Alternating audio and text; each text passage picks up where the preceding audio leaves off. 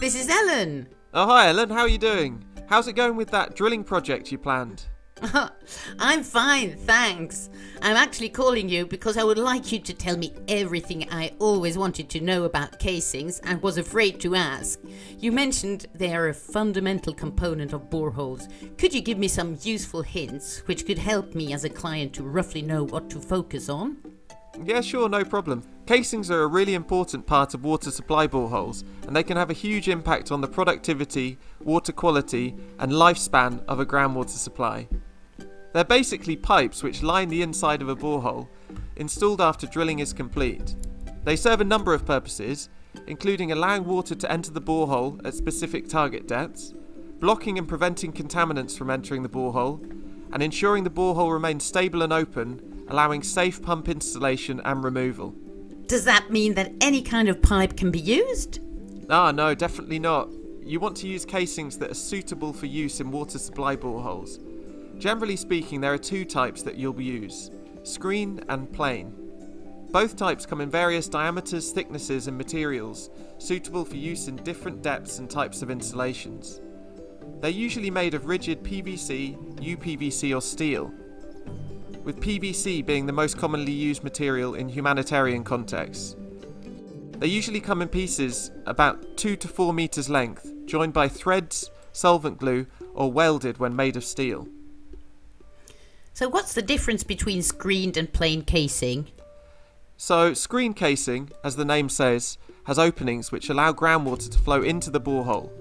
These are installed adjacent to target water-bearing geological zones.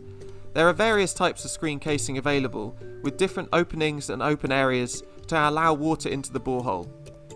Plain casing is plain, blank pipe made of the same material as the screen casing, which does not allow water to flow through it. These are installed to prevent contaminants or fine-grained material from entering the borehole, as well as acting as general conduit pipe along the length of the borehole. How does the contractor know how much screened and plain casing they have to purchase? Yeah, so this is always a major challenge with casing, as they have to be on site when drilling starts. The more that's known about the local geological conditions during the contracting phase, the better the preliminary design and casing length estimations will be. The initial proposed casing design will need to be adjusted after drilling, according to observed geology.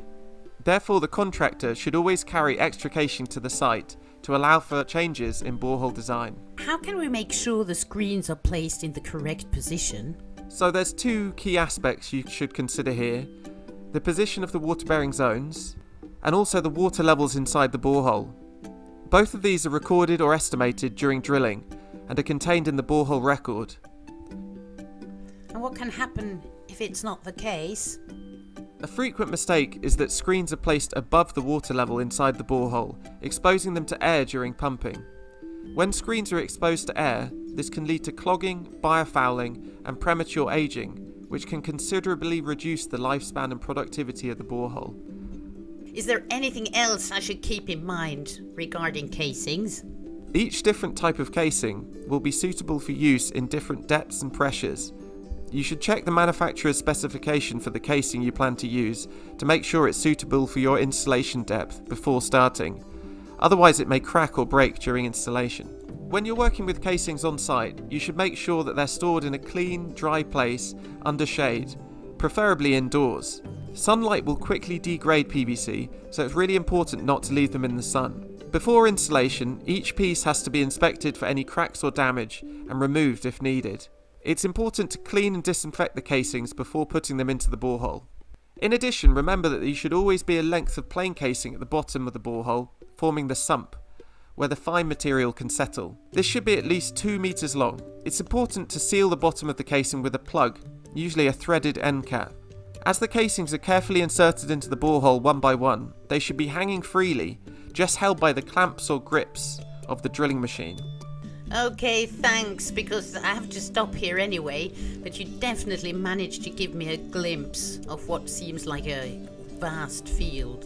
And there's a lot more that could be said, but I hope you understand at least how important they are and that they can have an enormous impact on the performance and lifespan of a well. Let's chat again soon. Okay, that sounds great. I will probably be dreaming about casings tonight. Bye.